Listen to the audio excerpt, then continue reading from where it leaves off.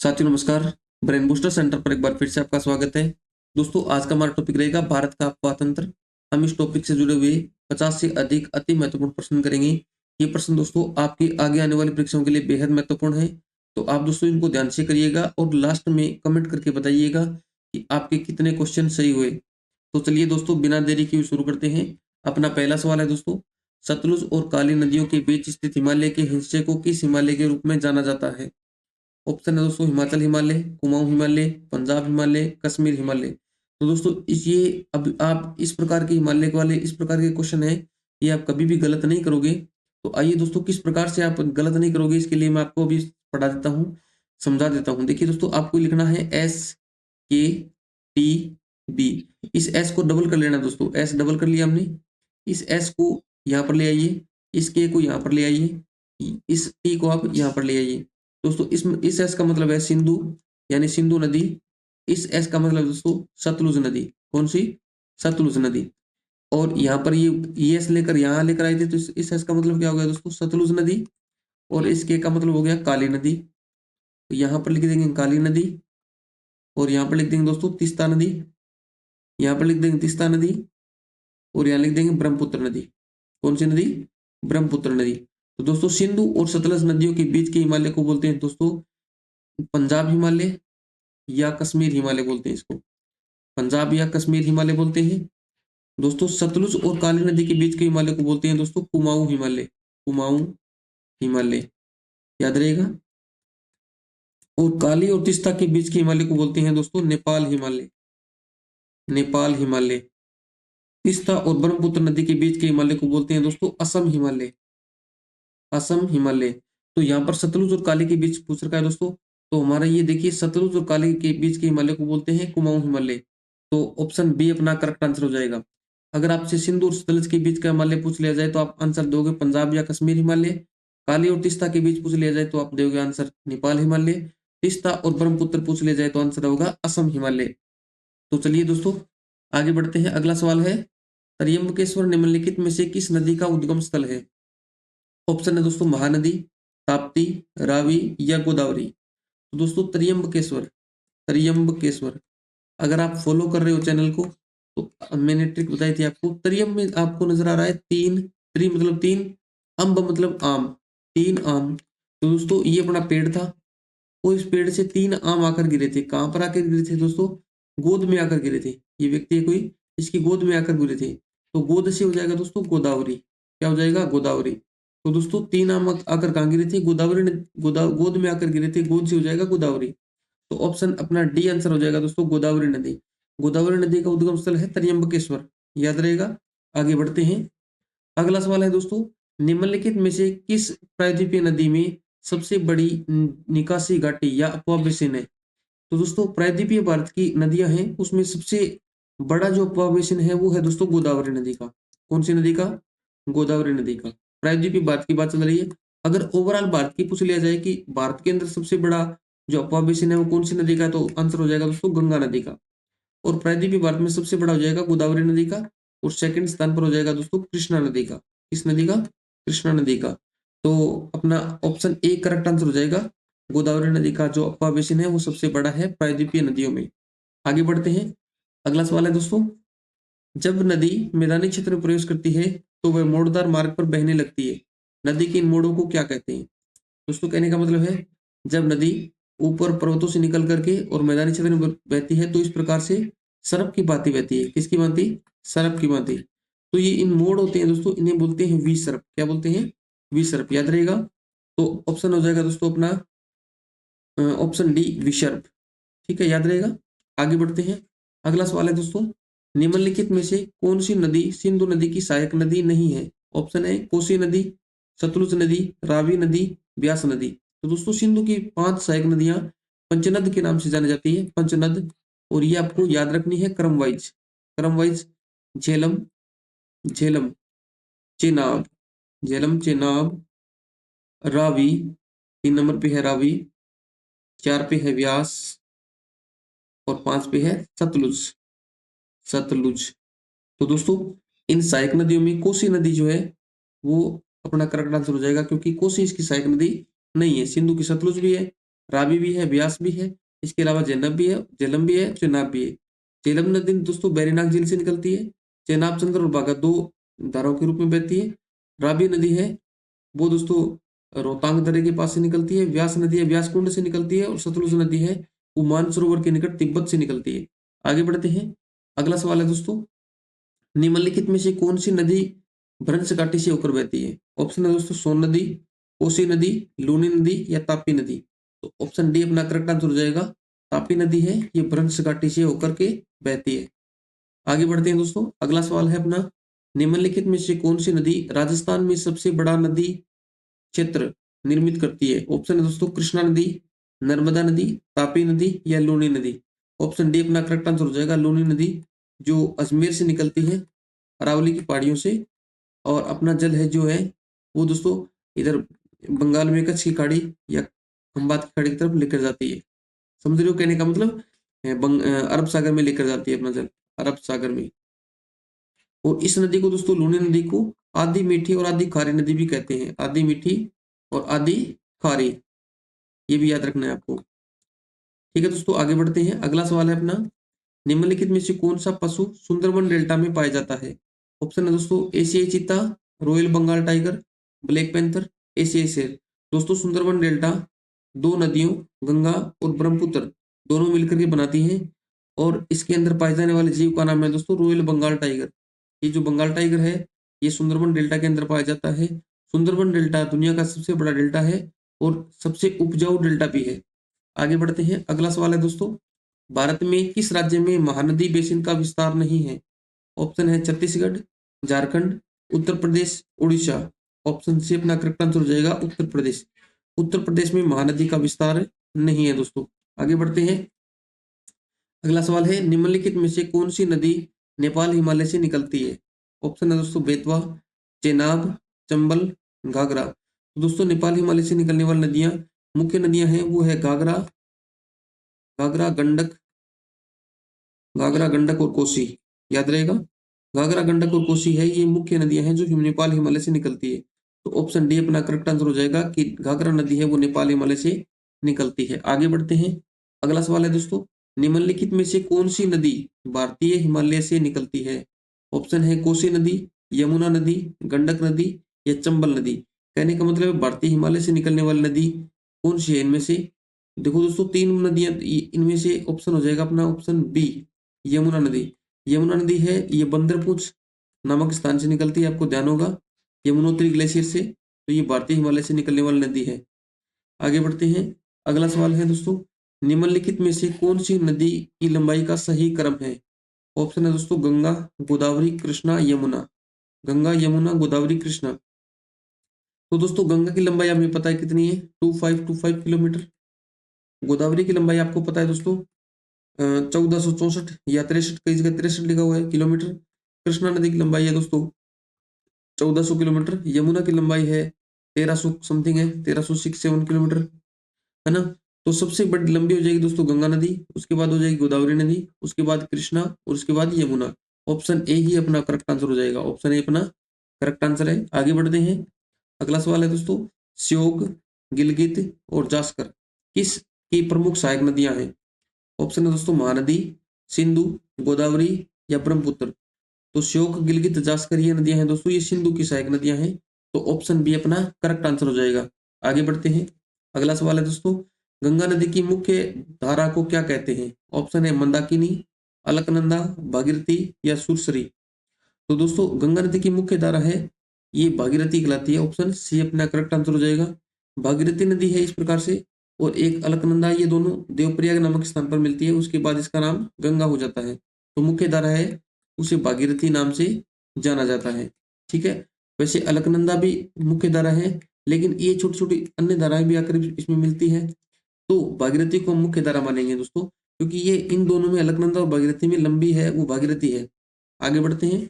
अगला सवाल है दोस्तों, इस नदी को बंगाल का शोक कहा जाता है? ऑप्शन है नर्मदा नदी, दामोदर नदी, कोसी नदी या ताप्ती नदी। तो दोस्तों दामोदर नदी है इसे बंगाल का शोक कहते हैं।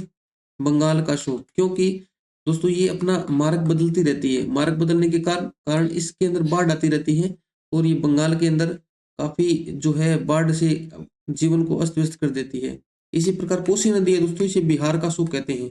बिहार का शोक, बिहार का शोक किसे कहते हैं? कोसी नदी को कहते हैं दोस्तों, बिहार का शोक। यहाँ पर मैंने कोस लिख दिया, शोक लिखना था, शोक, याद रहेगा। आगे बढ़ते हैं। अगला सवाल है दोस्तों, गंगा ब्रह्मपुत्र बेसिन किन अक्षांशों के बीच स्थित है? ऑप्शन है 10 डिग्री नॉर्थ से 10 डिग्री साउथ, 30 डिग्री नॉर्थ से 50 डिग्री नॉर्थ, 5 डिग्री नॉर्थ से 10 डिग्री नॉर्थ और 10 डिग्री नॉर्थ से 30 डिग्री नॉर्थ। ऑप्शन डी अपना करेक्ट आंसर हो जाएगा, 10 डिग्री नॉर्थ से 30 डिग्री नॉर्थ। आगे बढ़ते हैं। अगला सवाल है दोस्तों, निम्नलिखित में से कौन सी कृष्णा नदी की सहायक नदी नहीं है? तो दोस्तों कृष्णा की सहायक नदियां, जब हमने कृष्णा नदी पढ़ी थी तो मैंने आपको याद करवाई थी एक ट्रिक के माध्यम से कि भीम भीम तू घाट पर मूसी को माल दे आ, माल दे आ। जैसा कि आपको याद है, भीम से था दोस्तों भीमा नदी, तू से तुंगभद्रा, घाट प्रभा, मूसी से मूसी नदी, को से कोयना नदी, माल से मालप्रभा नदी। तो दोस्तों मूसी, घाट प्रभा, कोयना, ये सारी कृष्णा की सहायक नदियां हैं। वेन्ना नदी है, ये कृष्णा की सहायक नदी नहीं है। ऑप्शन बी अपना करेक्ट आंसर हो जाएगा। आगे बढ़ते हैं। अगला सवाल है दोस्तों, दक्कन का पठार निम्नलिखित में से किस नदी के दक्षिण में स्थित है?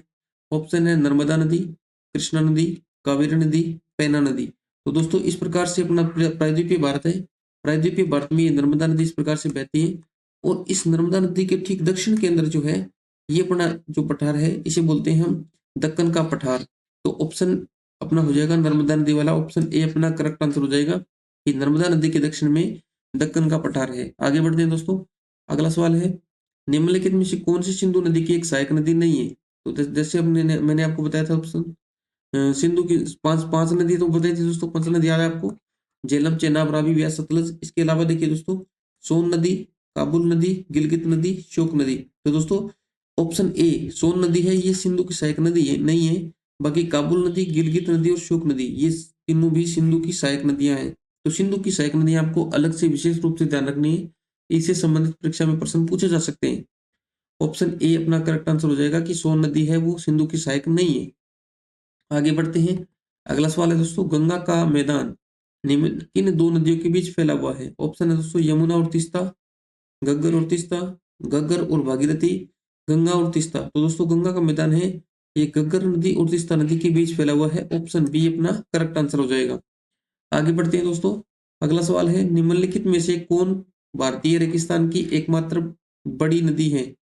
ऑप्शन है दोस्तों कोसी नदी, लूनी नदी, बेतवा नदी, बनास नदी। ऑप्शन बी अपना करेक्ट आंसर हो जाएगा, लूनी नदी, जो राजस्थान में बहती है और भारतीय रेगिस्तान की बड़ी नदी है।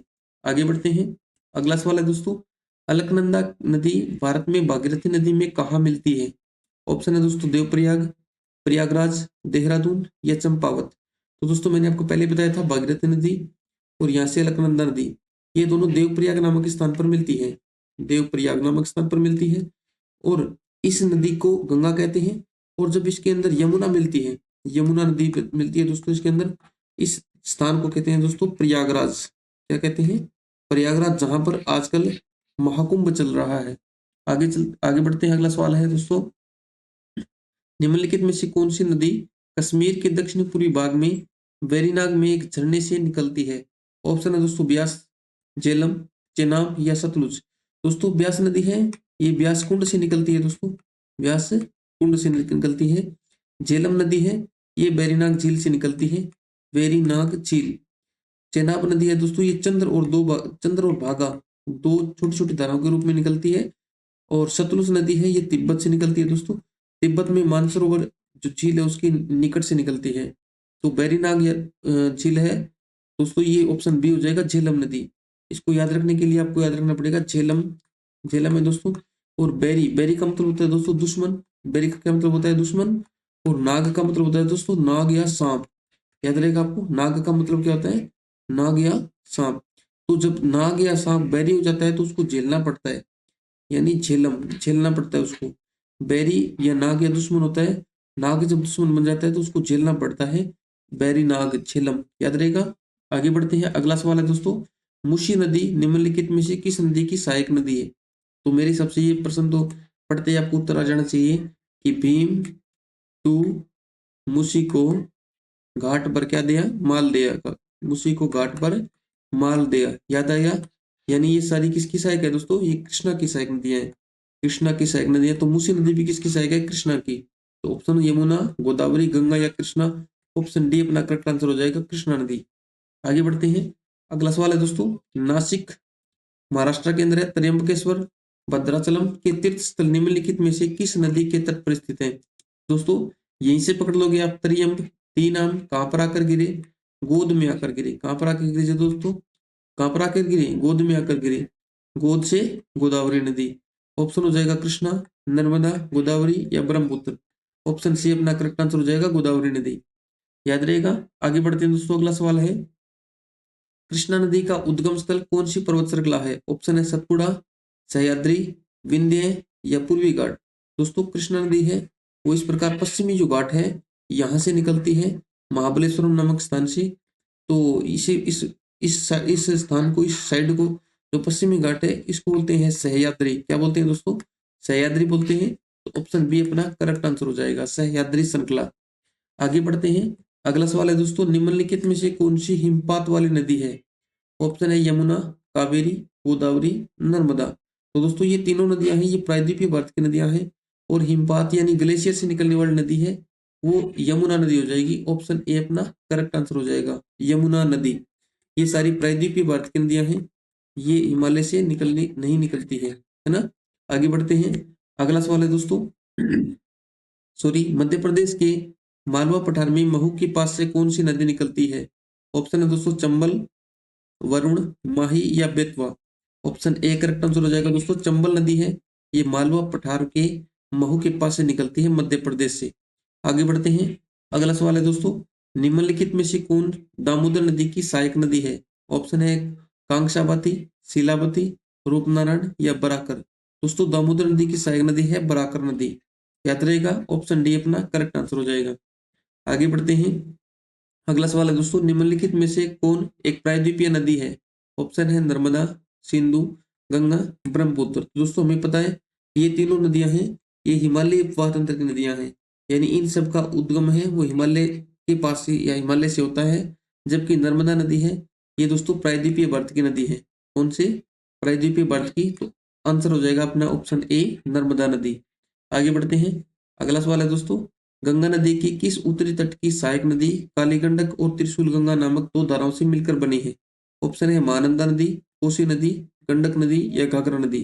दोस्तों आपको ध्यान होगा, कालीगंडक और त्रिशूल गंगा दोनों मिलकर के गंडक नदी का निर्माण करती है।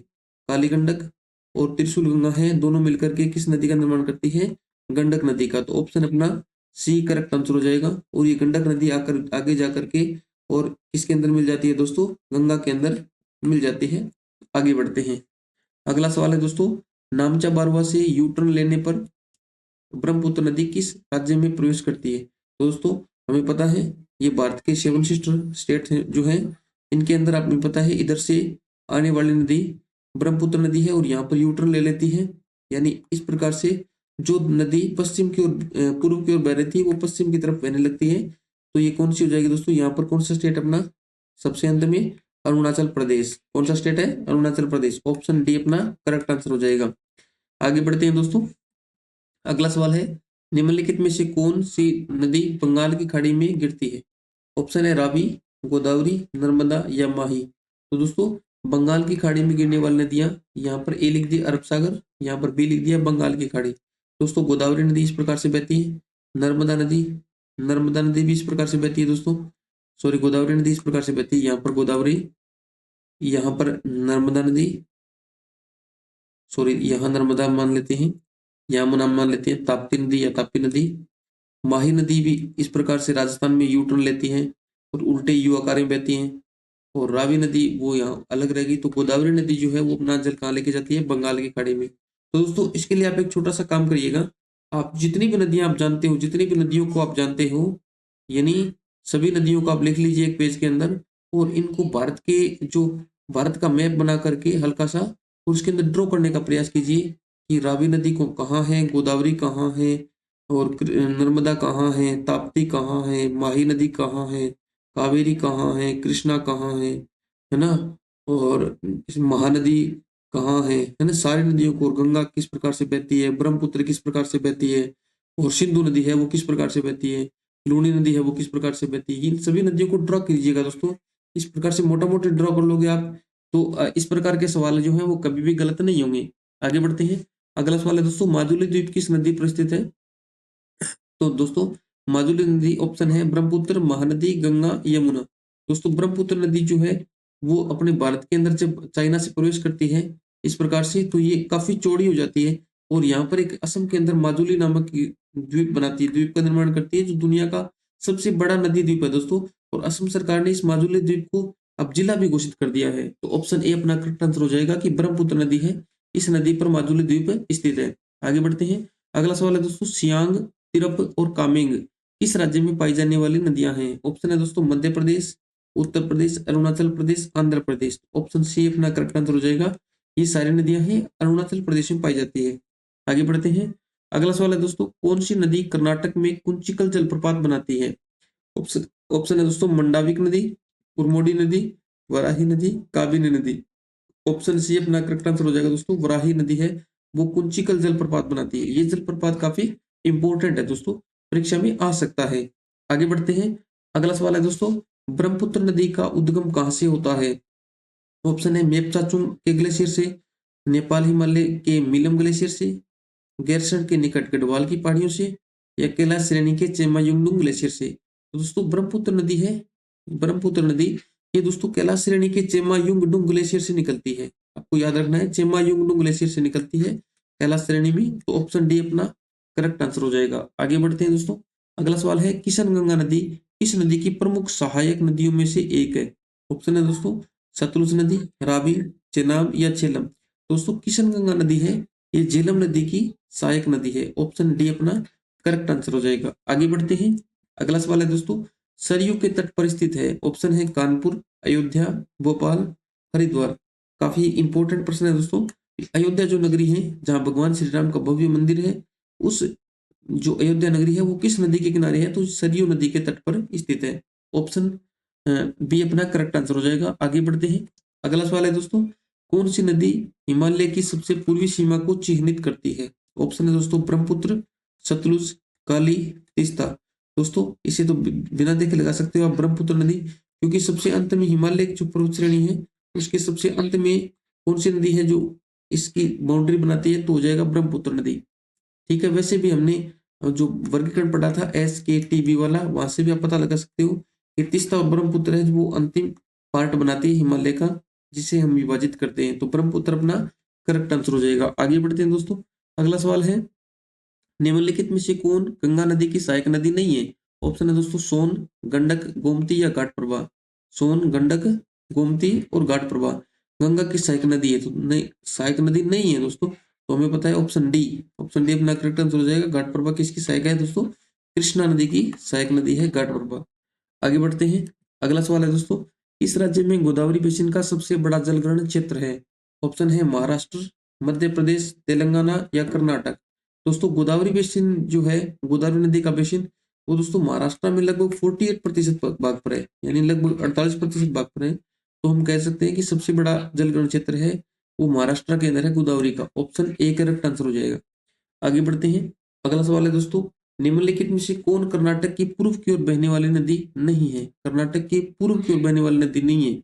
ऑप्शन है दोस्तों तुंगभद्रा, मंडावी या मांडवी, भीमा नदी या मांजरा नदी।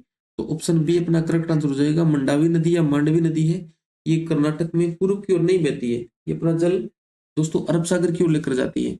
आगे बढ़ते हैं। अगला सवाल है, निम्नलिखित में से कौन यमुना नदी की सहायक नदी है? ऑप्शन है दोस्तों गंडक, सोन, घाघरा या चंबल। तो दोस्तों यमुना नदी की सहायक नदी पूछ रखा है, तो इसमें आंसर हो जाएगा दोस्तों ऑप्शन डी चंबल नदी। चंबल नदी है ये महू मध्य प्रदेश से निकलती है, मालवा के पठार से, और अपना जल जो है यमुना में इटावा के अंदर, इटावा यूपी के अंदर अपना जल जो है वो अपनी यमुना नदी के अंदर डिपॉजिट करती है। आगे बढ़ते हैं दोस्तों। अगला सवाल है, ब्रह्मपुत्र नदी के बारे में निम्नलिखित में से कौन सा कथन गलत है? ऑप्शन है दोस्तों, यह तिब्बत से निकलती है, यह हिमालय के समानांतर पूर्व की ओर बहती है, इसका अधिकांश जल ग्रहण क्षेत्र भारत के बाहर है। बिल्कुल सही है दोस्तों, तिब्बत से निकलती है। बिल्कुल, हमने भी पढ़ा था कि ये चेमायोंगडुंग ग्लेशियर से निकलती है, कैलाश श्रेणी से। ये हिमालय के समानांतर पूर्व की ओर बहती है, बिल्कुल सही है दोस्तों। ये हिमालय के, ये जो अपना भारत है, इस भारत में से देखिए दोस्तों, इस प्रकार से अपना भारत है, तो यहाँ से निकलती है और यहाँ से निकलने के बाद ये हिमालय के साथ साथ बहती है पूर्व की तरफ, और फिर ये भारत के अंदर असम से प्रवेश करती है, सॉरी अरुणाचल प्रदेश से प्रवेश करती है। इसका अधिकांश जलग्रहण क्षेत्र भारत के बाहर है, बिल्कुल सही बात है दोस्तों। इसका जलग्रहण क्षेत्र है, ये चीन के अंदर है और आगे चल करके बांग्लादेश में है, यानी भारत के बाहर ज्यादा है, भारत के अंदर कम है। ऑप्शन डी है दोस्तों, ये अरुणाचल प्रदेश में भारत में प्रवेश करती है, बिल्कुल सही बात है, यहाँ तक सही है दोस्तों। जहाँ इसे दिबांग कहा जाता है, यहाँ गलत होगी बात दोस्तों, यहाँ दिबांग नहीं कहते इसको, अरुणाचल प्रदेश में दिहांग कहते हैं। क्या कहते हैं दोस्तों? दिहांग। ऑप्शन डी अपना करेक्ट आंसर हो जाएगा। आगे बढ़ते हैं, अगला सवाल है दोस्तों, घग्गर नदी का उद्गम स्थल भारत में किस राज्य में है? ऑप्शन है उत्तर प्रदेश, उत्तराखंड, हरियाणा या हिमाचल प्रदेश। दोस्तों घग्गर नदी है वो हिमाचल प्रदेश में शिवालिक की पहाड़ियों से निकलती है। किन पहाड़ियों से निकलती है? शिवालिक की पहाड़ियों से। और अपना जल जो दोस्तों वो कभी कभी फोर्ट अब्बास पाकिस्तान तक लेकर जाती है, अन्यथा लगभग ये हनुमानगढ़ के अंदर जो है ये विलुप्त हो जाती है। हनुमानगढ़ गंगानगर वाला क्षेत्र है, इसमें विलुप्त हो जाती है, लेकिन जब ज्यादा बारिश होती है तो ये अपना जल है फोर्ट अब्बास पाकिस्तान तक लेकर के जाती है। तो इसका उद्गम स्थल हो जाएगा दोस्तों Himachal Pradesh. Option D correct answer हो जाएगा। आगे बढ़ते हैं, अगला सवाल है दोस्तों, निम्नलिखित में से कौन विश्व का सबसे बड़ा डेल्टा है? ऑप्शन है इरावदी डेल्टा, राइनयूज delta, Ganga Brahmaputra delta, Amazon delta. Option C अपना करेक्ट आंसर हो जाएगा। और विश्व का सबसे बड़ा और सबसे उपजाऊ डेल्टा है वो गंगा ब्रह्मपुत्र नदी का डेल्टा है, जिसे सुंदरवन डेल्टा कहा जाता है। आगे बढ़ते हैं दोस्तों, अगला सवाल है, निम्नलिखित में से किस नदी की सहायक नदी स्पीति नदी है? यानी किस नदी की सहायक नदी स्पीति नदी है? ऑप्शन है दोस्तों चिनाब, सतलुज, रावी या ब्यास। दोस्तों सतलुज नदी है, इसकी सहायक नदी है, उसका नाम है स्पीति नदी, याद रहेगा। ऑप्शन बी अपना करेक्ट आंसर हो जाएगा। आगे बढ़ते हैं, अगला सवाल है दोस्तों, कौन सा नदी बेसिन 8,60,000 वर्ग किलोमीटर के क्षेत्र को कवर करता है और 11 भारतीय राज्यों में फैला हुआ है?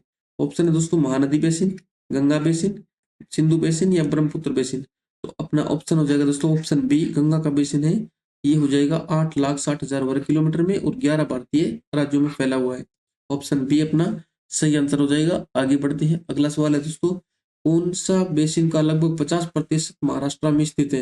ये प्रश्न दोस्तों रिपीट हुआ है, मैंने पहले भी करवाया था कि गोदावरी जो नदी है इसका बेसिन लगभग 48% भाग जो है वो महाराष्ट्र के अंदर है। तो वही पूछ रखा है कि लगभग 50% भाग महाराष्ट्र में है, तो ऑप्शन हो जाएगा ऑप्शन ए गोदावरी बेसिन। आगे बढ़ते हैं, अगला सवाल है दोस्तों, सिंधु नदी को लगभग 2500 साल पहले ईरानियों और यूनानियों द्वारा क्या कहा जाता था? ऑप्शन है दोस्तों वितस्ता, करनाली, हिंदू या बिपाशा।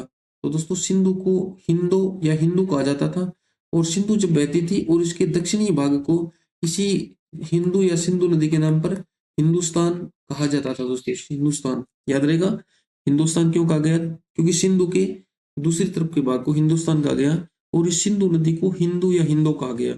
आगे बढ़ते हैं, अगला सवाल है दोस्तों, अरुणाचल प्रदेश में ब्रह्मपुत्र नदी को किस नाम से जाना जाता है? ऑप्शन है दोस्तों तसंगपो, पूर्व गंगा, दिहांग या मंदाकिनी। ऑप्शन सी अपना करेक्ट आंसर हो जाएगा दोस्तों दिहांग। दिहांग के नाम से जाना जाता है अरुणाचल प्रदेश के अंदर ब्रह्मपुत्र नदी को। आगे बढ़ते हैं, अगला सवाल है दोस्तों, निम्न में से कौन सा शहर गंगा और यमुना नदी के संगम पर स्थित है? दोस्तों ऑप्शन है इलाहाबाद, कानपुर, आगरा या लखनऊ। तो मैंने आपको बताया था दोस्तों, गंगा नदी और ब्रह्मपुत्र नदी के बीच जो मिलन स्थली है वहां पर प्रयागराज नामक शहर है, और इस प्रयागराज शहर को अभी नाम बदलकर इसका प्रयागराज किया है, इससे पहले इसे हम इलाहाबाद के नाम से जानते थे, इलाहाबाद। तो ऑप्शन ए अपना करेक्ट आंसर हो जाएगा। अभी वर्तमान में इस पर कुंभ का महाकुंभ लगा हुआ है दोस्तों, महाकुंभ का मेला या कुंभ का मेला कह सकते हैं, वो लगा हुआ है। आगे बढ़ते हैं, अगला सवाल है दोस्तों, निम्नलिखित में से कौन सी नदी पंचनद में शामिल नहीं है? ऑप्शन है दोस्तों ब्यास, सतलुज, सिंधु या रावी। ऑप्शन सी अपना करेक्ट आंसर हो जाएगा दोस्तों, क्योंकि इसकी बात हम पहले ही कर चुके हैं। पंचनद जो है उसमें कौन कौन सी नदियां शामिल है? तो इसमें शामिल है दोस्तों झेलम, चेनाब, रावी, ब्यास और सतलुज, याद रहेगा सतलुज। तो इसमें सिंधु नदी है वो खुद है इसकी सहायक है, ये 5 नदियां दोस्तों। तो ऑप्शन सी अपना करेक्ट आंसर हो जाएगा, सी है जो पंचनद में शामिल नहीं है, सिंधु, सॉरी। आगे बढ़ते हैं, अगला सवाल। तो दोस्तों इस प्रकार से हमने 50 से अधिक महत्वपूर्ण प्रश्न किए अब आपको कमेंट करके बताना है कि आपके कितने क्वेश्चन जो है वो राइट हुए, सही हुए। दोस्तों इससे कंसेप्ट क्लियर हो जाएगा। अगर आप 1-2 बार और देखोगे तो सारे प्रश्न आपको कंठस्थ याद हो जाएंगे और आगे आने वाली परीक्षाओं के लिए बेहद महत्वपूर्ण साबित होंगे। अगर आपको क्लास पसंद आई हो तो वीडियो को लाइक कीजिएगा, चैनल को सब्सक्राइब कीजिएगा और बेल आइकन को दबा लीजिएगा। ओके दोस्तों, थैंक यू।